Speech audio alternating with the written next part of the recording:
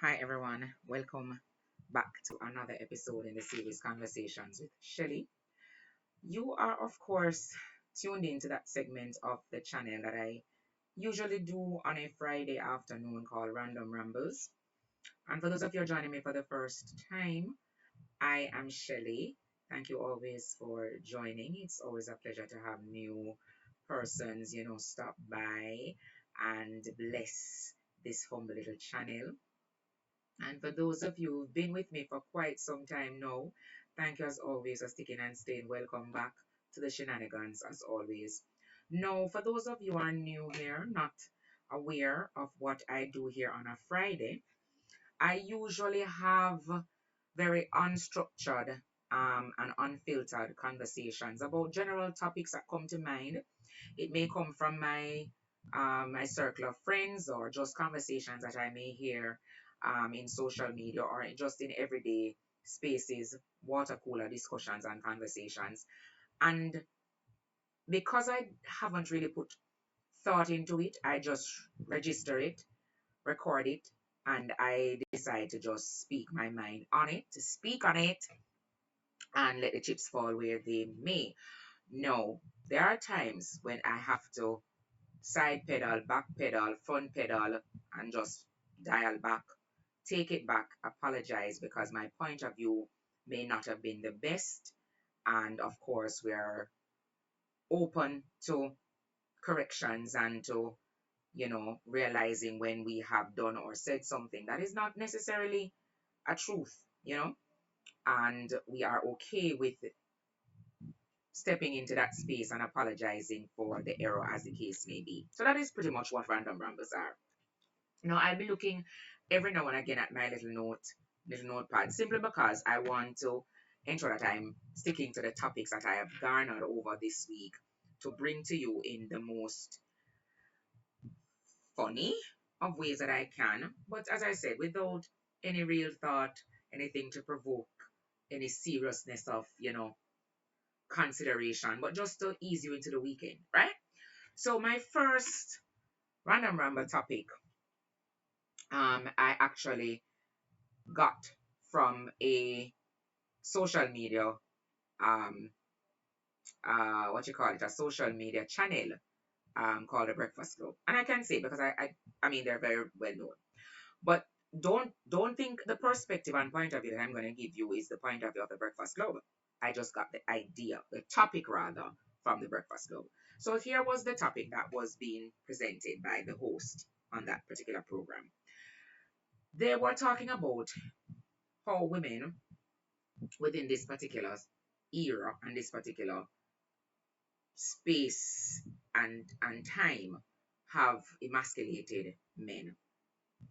And when I heard the host talk about how women have managed to emasculate men, right there, so they had my attention, but they didn't have my attention in the way that I typically would want for somebody to have my attention, meaning with active intent to listen and hear.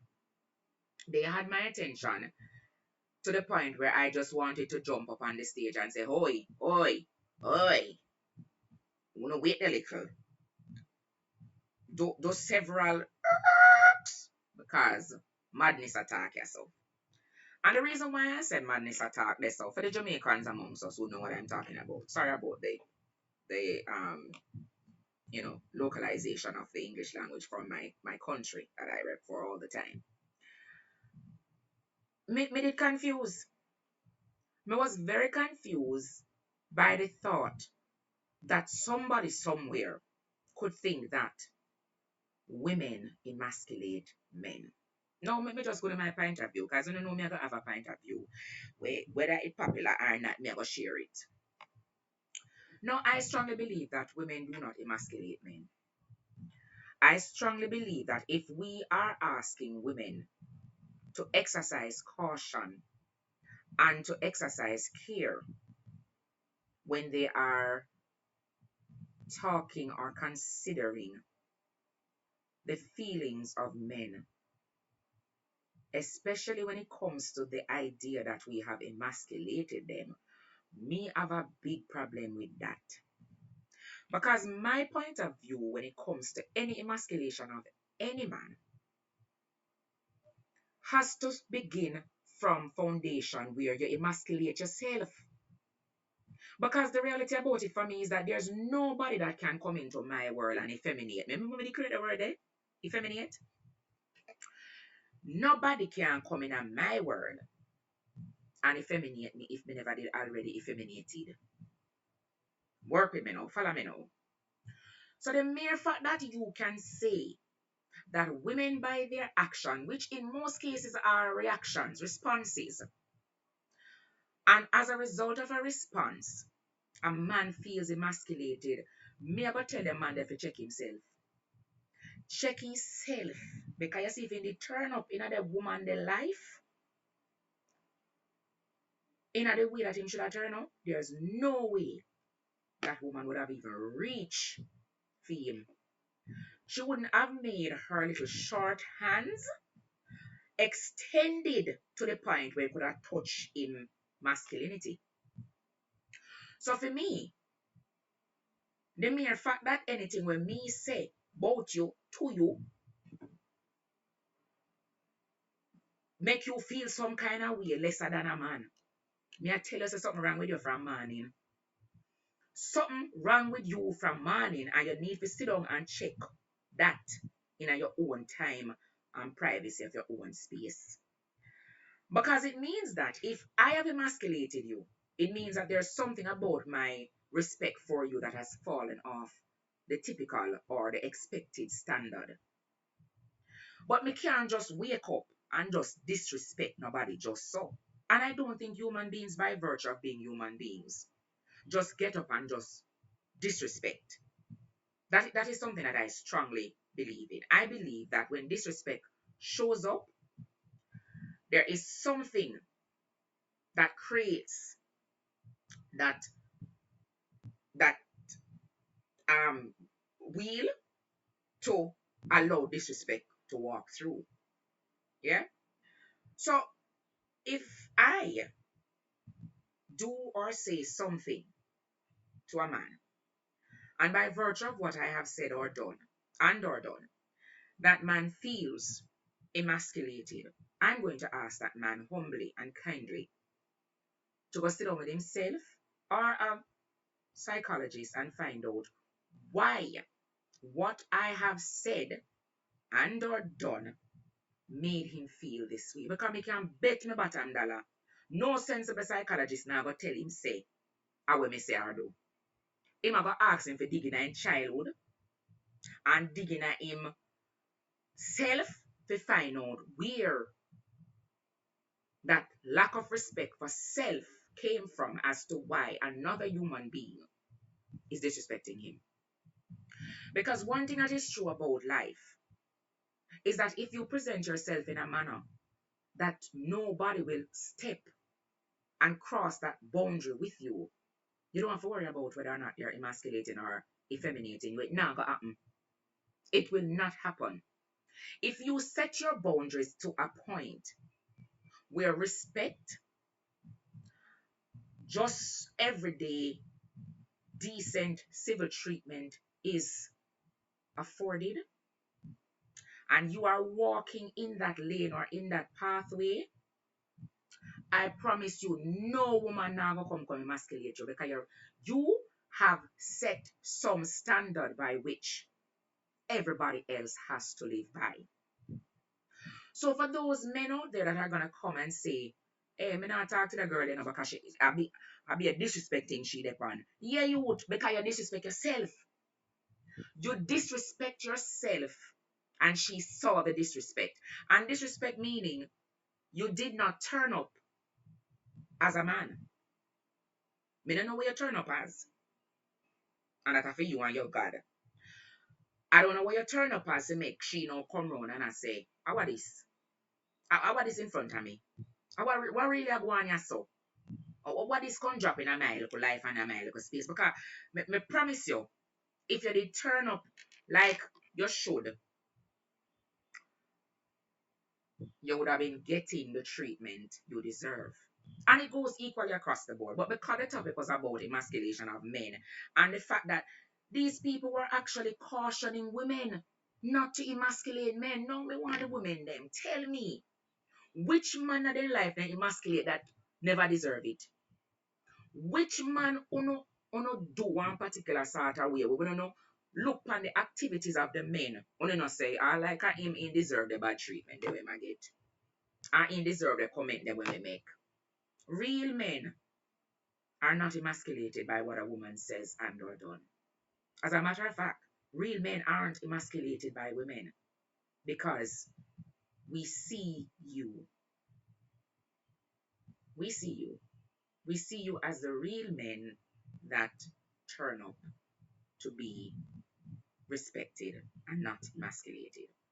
So, me not really know what they matter about when they say women must be cautious. Me not cautious no way.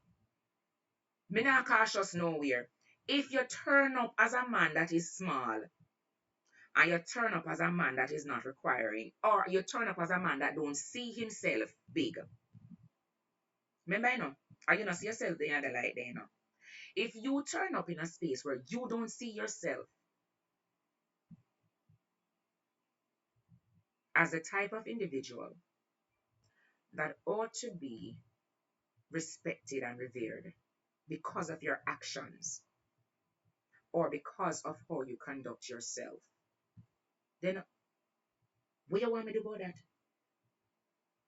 Sir, where you want me to do about that? Because me I turn up in the world to get respect. Me not turn up in the world and a better yes girl. Me not turn up in the world to make a come say and or do anything. No, me I turn up with respect and of self. I am turning up so that when you see me, you ought not to even think, not even to process any thought that you could do otherwise but respect and revere. And that's all me ever say. So, me by nature no want make no man feel small. Me not gonna tell you say me come in the world to make a man feel little. And I might think that. But if a man turns up in the world shrinked and small, what do what do we do? But highlights on a shrinked. Look here, man around to tell woman things when I go and good. I have never seen a man muzzled when they want to tell women how them emotional and how them this and we just have to just suck it up and put on with big girl panties and pivot or change or shift the perception. So why when we do the same thing, you say we must cautious in how we talk to our men because we are emasculating them. Someone don't forget emasculated, man. Someone no? Yeah. Random ramble number one. You wanna think some I want to be better? Wanna think some just want to always turn up in the world? Sometimes I want to be submissive to, but me have to submit to the right person. Me have to find the person make me want to submit. And if the person would come, me have to all fight out. Me have to all fight out because me not have a choice. But you think we don't want to turn up, women don't want to turn up like princesses? But how if we turn up like princesses when the men them we in our space and in our life are the ones that we are seeking? Are princesses too. Look here. Me not join the school with nobody. That's why me say, me pick wise when me a pick. Because me little bit and me I go give it to you if you need to be given. Or if you need to be got, you're going to get it. So that's why when me pick wisely. You understand? And me not in the foolishness. Random ramble number two. Me not in the foolishness, man. No, sure. Me not in the foolishness. Random ramble number two. I'll tell you about my handwriting, Oh, this one is about what should I do first? Well, this week is not weekend. All right, let me talk about realness. Realness in a relationship, or better yet, let me rephrase it this way: being brutally honest in a relationship. No, this came into my mind when I thought about so many relationships that have gone south because persons were not being honest. Now, I paused when I initially thought about who I would have presented my random ramble on this particular topic because I know everything good for um what is it? I know everything good for eat, good for talk. Right. Correct me if I get that wrong. So for me, I was normally the type who will be wary about how I communicate. So while I have no issues in communicating and telling you what's on my mind, I am mindful and I am respectful of how I say what must be said. But I thought about something when I was thinking about relationships and the idea of us being honest, and in some instances is brutally honest, and what benefit our relationships could potentially, um, you know, the benefit that our relationships could go through if we apply this principle of being honest within the relationship. Meaning, if we have the relationships that we have and we were not hiding things and we were not um leaving stuff off, or we weren't telling half truths, but we were, being fully honest and truthful, would most of our relationships survive? Or would they go down the same path as if we had lied? So I'm going to a practical example because sometimes the topic makes absolutely no sense without a context. So I was talking to a very good friend of mine recently, and she says to me, Shelly, no, this is somebody that I knew her relationship was going through some rocky patches, and more so within the last, maybe say, 2 years, year and a half, right? And she has been out there, meaning she has not been completely faithful to her partner. So when she came to me, she said, Shelly, can we go for a drink? Well, I don't drink, guys, but so can we go for a drink? I said, no problem. And we found a little spot. And while we were there, she says, I realized her mood was very somber. So I say, no, sir, what going with you, girl? Something not up with you. She said, So I say, what keep? She said, I have something to tell you. I said, okay, this sounds like it really requires something strong. And my strong is Diet Pepsi, right? But she said to me, say, yeah, it's serious. So of course, I went into that serious mode because, at this point in time, I'm thinking, fun and jokes aside. And she said, Shirley, I am with child. So of course, girl, happy because children's are a blessings. So me about me. Yeah, me a clap and I go at it myself.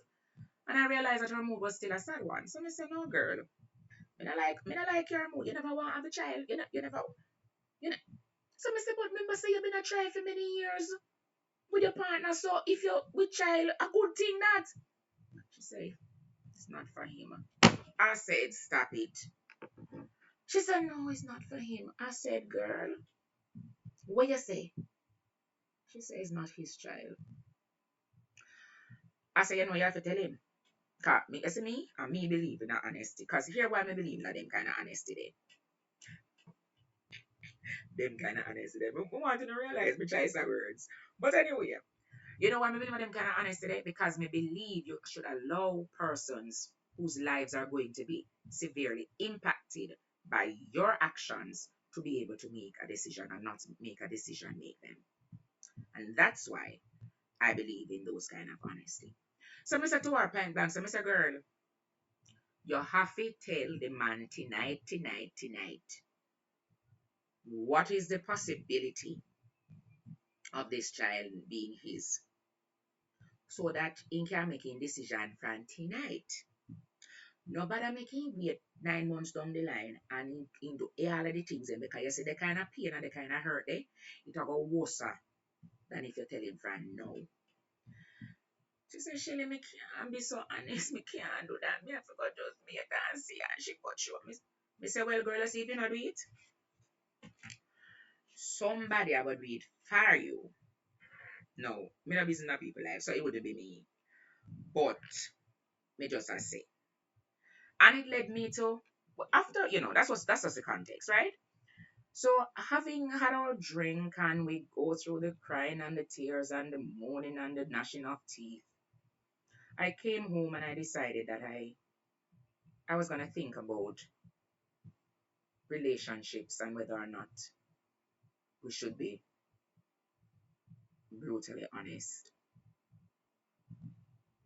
And I sat within it for a little bit, and of course I knew already what my answer was gonna be. And I knew my answer was gonna be absolutely, abso-freaking-lutely. And let me tell you, that's why me walk track line. And that's why me behave myself. Well, me behave myself for other reason. But me behave myself because me believe in a talking the things them will affect the people life. Just and if you know me, you know. You see if what me I do not affect you, you see if what me I do, when me consider to be a private moment or what you would consider to be a secret, if when me evaluate what me I do, it can't affect you in any way, shape, or form, a female one for carry. Me not tell you nothing. Me not tell you nothing, because me must can have something where me keep for myself. But you see, if me realize, say, it about bother you and to affect your life, me have to tell you. Me have to tell you. Because your life is going to be impacted. And I don't know what the impact is going to be. So, let me throw out a couple of scenarios for why me think, say, if it will impact people life outside of the person, the door, tell the people them. So, say, for example, this little young girl, she needs to go home and go tell her other half, say, look here, me have one pick me and the pick me enough for you. That's a easier. It's gonna hurt. Let's get that clear. It is going to hurt, but I can promise you the degree of hurt will not be the same as if you waited until the child born and the picnic have blue eye and blonde hair. And if the picnic come brown and it tone chocolate, it a go hurt far less. It a go hurt more if the picnic head bad and you are Indian.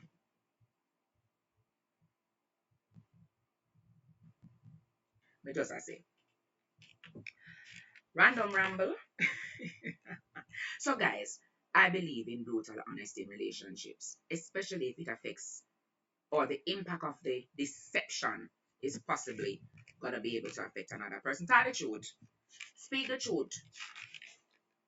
For cause it what it will. Cause he who hides the wrong he did will do the wrong thing still. Yeah. Random ramble number 3. So of course, I had a person come up to me the other day. I was in a bookstore. I was buying some supplies, some pens and papers and envelopes and stuff. Yeah. And of course, everywhere we go, people just always I try to find a way to engage and get to know you and all these things. I do it too. Most times mine are platonic, but sometimes, people want to really get to know you a little bit more. So I was, of course, picking up my little pen, my little markers, my little things then. And a gentleman comes in and he says to me, hello. No, Miss Civil. So I say hello back. Hi. I don't know where the invitation came from, but he proceeded to say, Are you married? No, guys, there's a lot of conversation between first interaction and the question, right? So he goes to say, are you married? So I said, no, of course. It's not a question that I could not answer. There's no ring on my finger. So it's obvious. I'm not married. Well, it's not. Well, it's a legitimate question to ask, right? So I said, no, I'm not married. Him say, really? How can a beautiful lady, listen, me feel so good when the man says, I see. The man said, how can a beautiful lady like you not be married, not be taken? How can you still be, on the shelf? Look, must be said because my expiration date not come up yet. But I bask into, what he was doing. I had a little fun. But of course, I came home, as I always do, when certain things sit in my soul, and I said to myself, oh, what kind of energy me I give off where somebody can just walk up to me and just say, you're not married? Are you married? I guess I'm giving married girl energy. See there? TK, me I give married girl energy. And I you alone can have husband girl go. So of course, I thought to myself, am I giving that energy where somebody could think, she cannot be single. Absolutely not. How can nobody not wife she already? And I went home and I said to myself, yes, Shelly, if it's true, if it's big and true and serious, how come nobody no wife you yet? A hour. And yet look so marriageable. And of course, that was a joke of it all, right? But the reason I wanted to bring this to you is because I wanted to put a spin on it for a lot of us and to say that so many of us are concerned with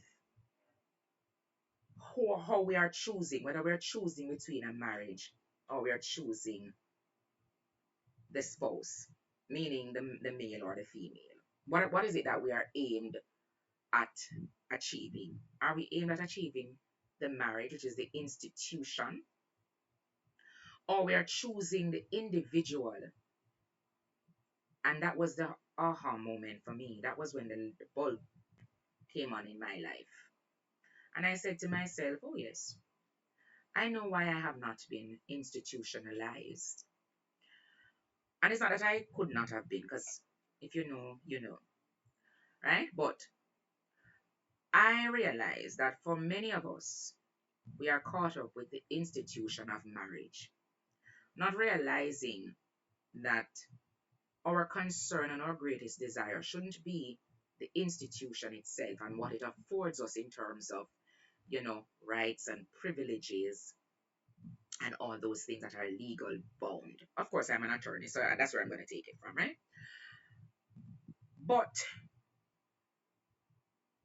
for me, I have to step outside of this institutionalized position, and albeit it's not biblically sound in of itself, but I'm okay with choosing the man as I would like for the man to choose me,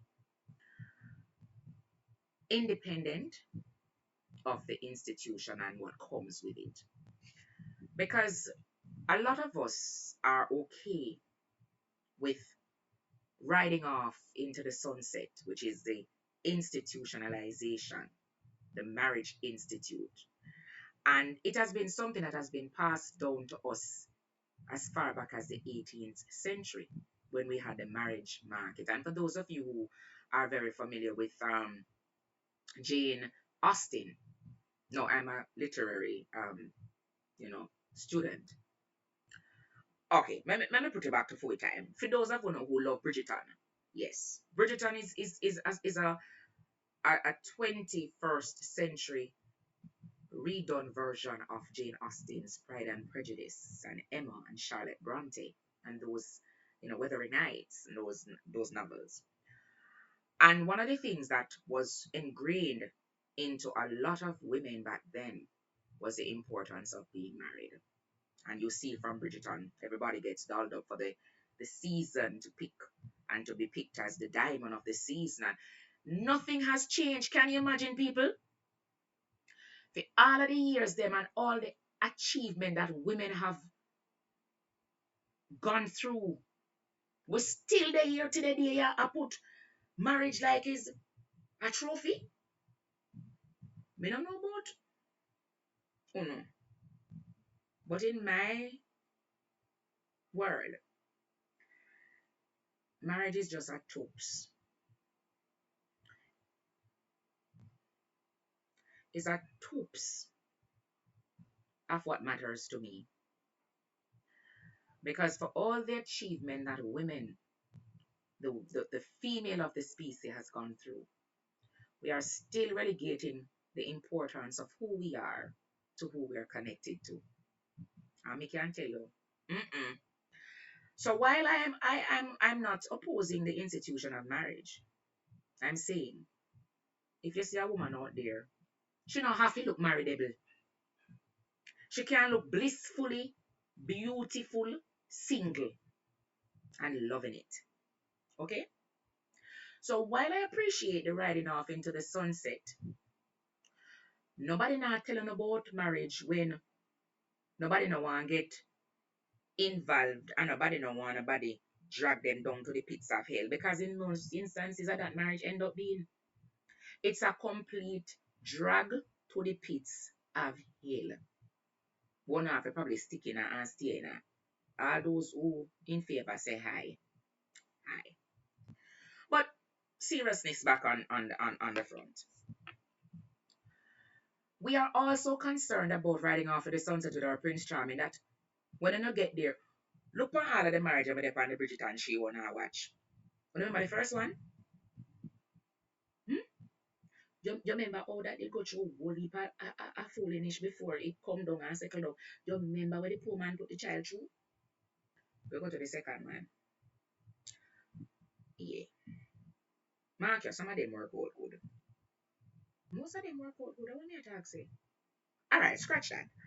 But nobody tell you about the points of being married that are so dragged down hell. So dragged down hell. The riding off in the sunset with what we are actually acquire. 5 years, me I do it. After year five, I so hell. And we have to work hard at it for making up down the road there. So you see, if you can remain blissfully single and you can choose the man or the woman to spend life with, I mean, I say spend time. Because there's a difference when people spend life with you versus when they spend time. You see, most of the people are married, at time they must spend. Like when they sentence on to time. We need to be we need to be spending life with our partners. Although when I think about it like that, it what them sounds alright, because life at 25 plus. And life now usually in the world of prison and sentencing. Life not really sounds so good neither. But okay. See, then me can make it make sense. But the point for me I make is choose the man or the woman. Don't choose the marriage. Because sometimes the marriage can be time just spent being dragged down to the pits of hell. Random ramble number 3. Random ramble number 4. I think this is 4. Yeah, this is 4. So another thing that I wanted to random ramble on about this week is this idea of pretty privilege. No, let me tell you something. I never become so cute, right? I never become so cute. But the one I did knock home there, the one I knock home loud like so. I heard it on the social media page, and they were talking about a lady, a doctor lady. I think her name is Cheyenne Bryant. Maybe the first name I'm not calling it right, but it is in America part of it, right? And she's fabulous. But they have recently found out that all the so-called accolades that she claims that she has because she walks around in this, she tells everybody that she's a doctor of psychology. And for some strange reason, they have recently found out that it's bare like she tells she not have no doctor nothing. Only can go look her up. Just type in Dr. Bryant in a YouTube and it will a little story for this week come up.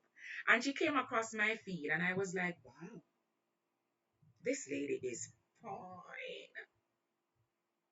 This this lady nice.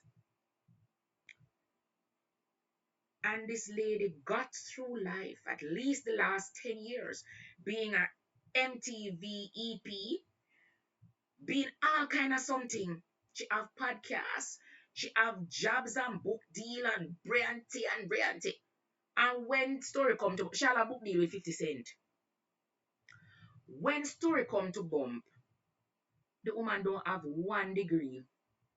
Not one. And they started to talk about this concept of pretty privilege. Say, once you're pretty, all of the checks and balances, then the people that do to ugly people like myself, yeah, they nobody do it. Make I did me. Me have to show every degree me ever earn. And all of the letters them me try to catch up behind my name. Me would have to produce proof of them. And it led me to this thought of, is pretty privilege really real or this is a figment of our imagination? And when I sat within it, I said, no, it's really real. You know how much workplace and how much job me see give because girl, some girls look pretty. And when you knock their head left and right, nothing in there, me can listen. You know how much things me see happen at their time. And because the female was attractive and pretty, the penalty and the outcome was different. Now, I'll go to one example. Me and my girlfriend, a driver go airport, and we were going away. And we were late for the flight. Let me see if I have time to do the next one. Anyway, we were late for the flight. And we are stepping a gas in our car. We really did want to go on vacation, right? But we were going to miss the flight. And we are stepping a gas. The speed limit was about 50 or 60, one of them. But we did about 100. And guys, let me make this disclaimer. That's not right. Okay? But we are stepping a gas. And there comes the police. Properly stop we. We say, Father God, mark you. I was the one driving. Right? Because if you don't know, I don't know, so I'm going to drive past 50. And when the police stop her, and you know, so every time I get myself in trouble, either me and the girl, yeah, come here, one other story for telling you, and I say, she make me get one ticket to a day, and you make me get one ticket, girl. Anyway, they pay for it. Me not tell the story. But we were on our way, and the police stop. Rerun. Police comes over, and the police says, good afternoon, ladies. Very respectful, you know. And we said, good afternoon, officer. May I have your license and registration and whatever. So you know which one of me I drive, me just sit down the car and come here and say, girl, the most what happen for me is that me have to book our next flight. We have to go book our next flight, but we're surely not getting away today.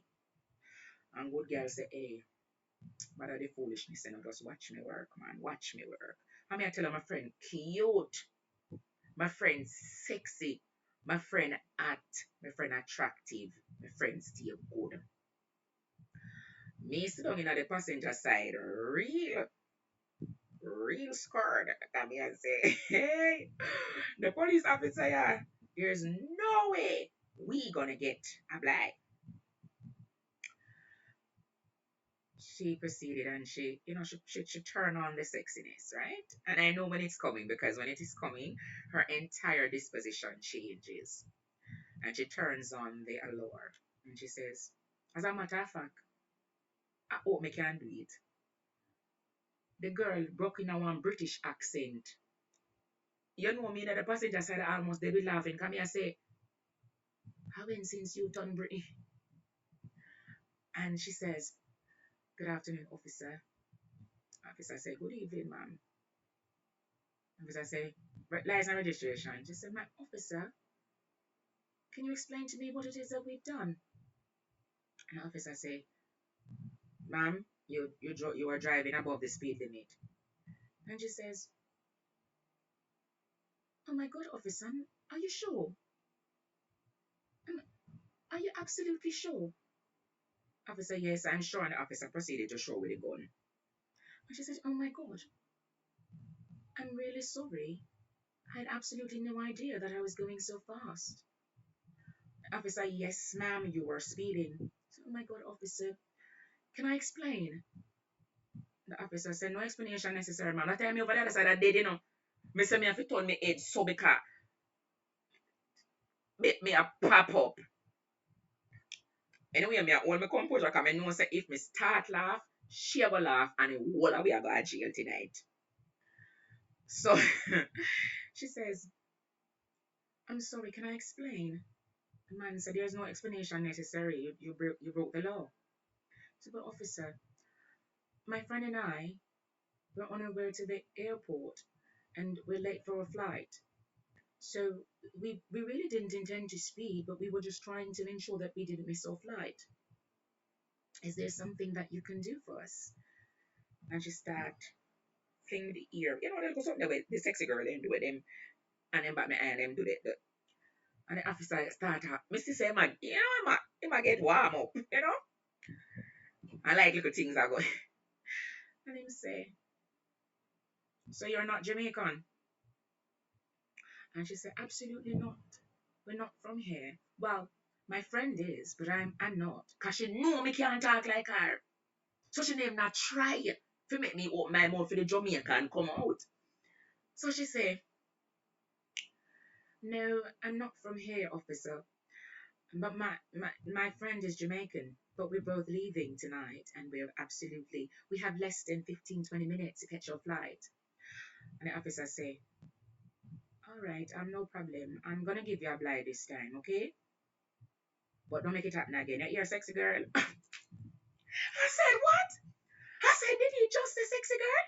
The officer come out in character fully. Sexy girl. You see the madam and the something when it start with, it just gone. The man say, "Yeah, don't make it happen again. You're a sexy girl." I said, "What? What?" Anyway, other things, but we don't have time for that. But we get you. We get you. The man never even write a ticket. He didn't even collect the registration and the license. We laugh. So, see the song we drive off? I said to myself, you see all that, if I it ever me a drive, prison for it tonight because me, the way you owe me a little bit uncute, the way you owe me a little bit uncute, we straight prison we are go tonight. So, I will tell you, there is such a thing as pretty privilege. It's not an imagination. It's not me from that experience. We can tell it's an imagination. And up to recently, I was coming out of a lift and the man hold the door for the pretty girl and let it go upon me. Baps the door almost take off all of my face. And I said to myself, say, we can't take ugly, We can't take ugly.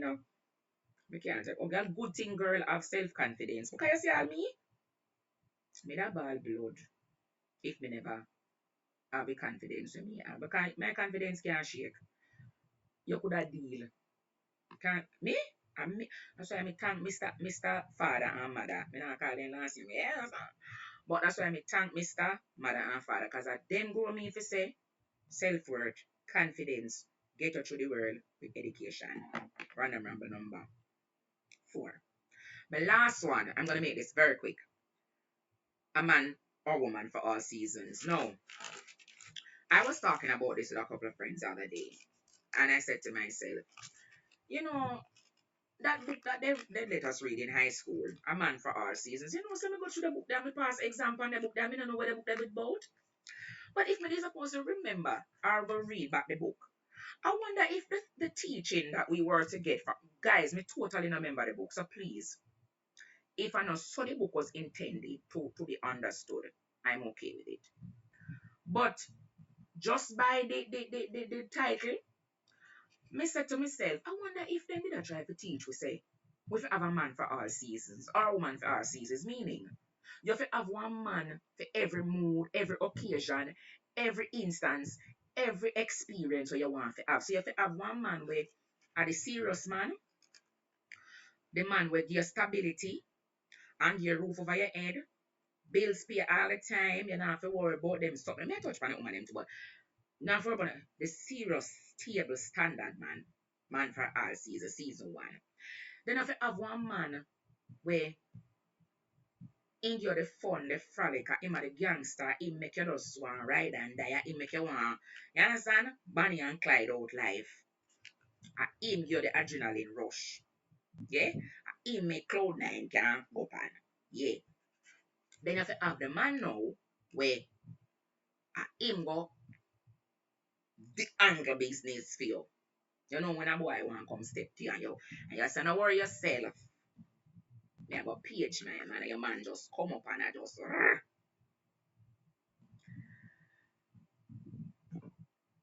me no one ever saw the book was intended to be, but me feel like that them did a try to teach you in the book. So if you read the book, I don't know that them did a try to teach, make me know. But me feel like the book there, as such, I want something like that. You understand? But in all seriousness, you don't need a man for all seasons. You don't. What we should all do is try to find a complete person that allows you to have all these different versions within one entity. I thrive. I try and I will tell you I think I have accomplished being a woman for all seasons in this one body, mind, and soul. Me are everything. Me are the nerd. Yeah. Me are the ghetto girl. Yeah. Me are the uptown girl when she needs to be. Me are the gangster. Me ride and you understand? Me say me are the church girl. Yeah. All in one. Thank you for joining this week's Random Ramble. It was a long one, but I hope it eased you into your weekend. And I hope you were able to find some fun. And I hope you realize that most of what I've said, though the stories and the context may be true, it's just a way of bringing some fun and frolic and to take away the stress of this week. And as I said, to ease you into your weekend with some fun and frolic and laughter. And until I see you next, be blessed, stay well, and be kind.